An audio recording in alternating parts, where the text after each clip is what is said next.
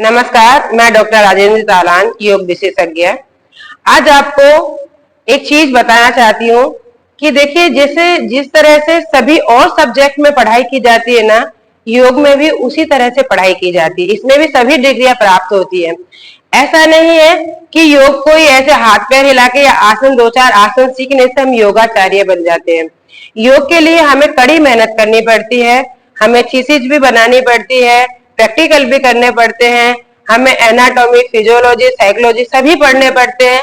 और उसके बाद हमें ऐसा नहीं है कि ऐसे ही कहीं से उठा के हमने कुछ कर लिया। हमने भारतीय संस्कृति, वेद, उपनिषद सभी से हमें थोड़ा थोड़ा पढ़ना पड़ता है, जिससे कि हम पूरी जानकारी ले सके।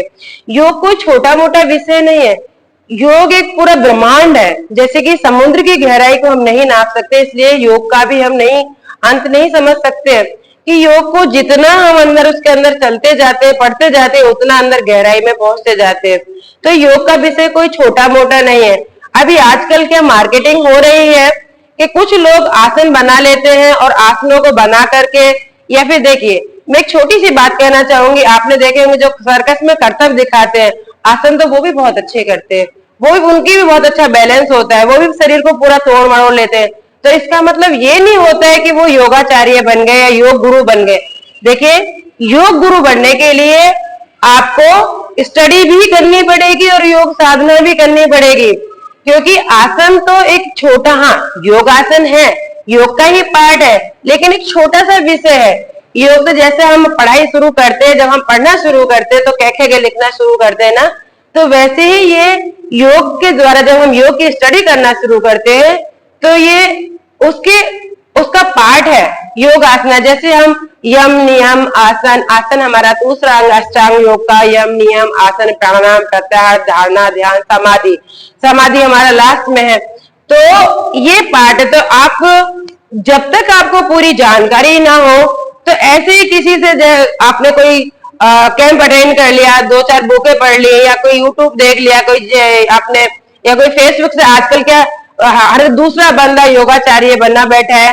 तो जब तक आपको सही जानकारी नहीं मिले तो तब तक आप हर किसी को देख करके फॉलो ना करें। आपसे मेरी रिक्वेस्ट है, क्योंकि कई बार क्या होता है कि आप कुछ भी कर लेते हैं और बदनाम योग को करते हैं, कुछ उल्टा सीधा हो जाता है। तो योग अगर आप अपना रहे हैं, अपने जीवन में उतार रहेंगे, तो आप एक स्टार्टिंग में तो जरूर कोई अच्छी विशेषज्ञ के संपर्क में आकर के ही अपने योग साधना करें, तो आपको अच्छा रिजल्ट मिलेगा, किसी का कोई नेगेटिव इफेक्ट नहीं होगा। तो मेरी आपसे निवेदन है कि आप योग की महिमा को समझते हुए योग्य टीचर को चुनें और उसके साथ योग साधना करें, और फिर आप देखिए आपका पूरा जीवन बदल जाएगा। कि योग कोई ऐसा नहीं है, कोई दवाई नहीं है कि खाया और हम ठीक हो गए। योग तो जीवन जीने की कला है। अगर आपको योग को अपने जीवन में उतार लिया तो आप धन्य हो जाएंगे, आपके तन मन धन से हर तरह से सुखी रह जाएंगे। और आज हमें चाहिए क्या, योग के द्वारा अगर आपको आत्म संतुष्टि चाहिए तो आप किसी योग्य गुरु को अपनाकर योग साधना शुरू कर दीजिए, आपको सब कुछ सही हो जाएगा, कुछ भी कहीं कोई भी दिक्कत नहीं आएगी, क्योंकि योग आपका चौमुखी विकास करता है। धन्यवाद। मैं डॉक्टर राजेंद्र तालान आज आपको इतना ही कहूंगी। अगली वीडियो में इसके आगे का कुछ बताऊंगी।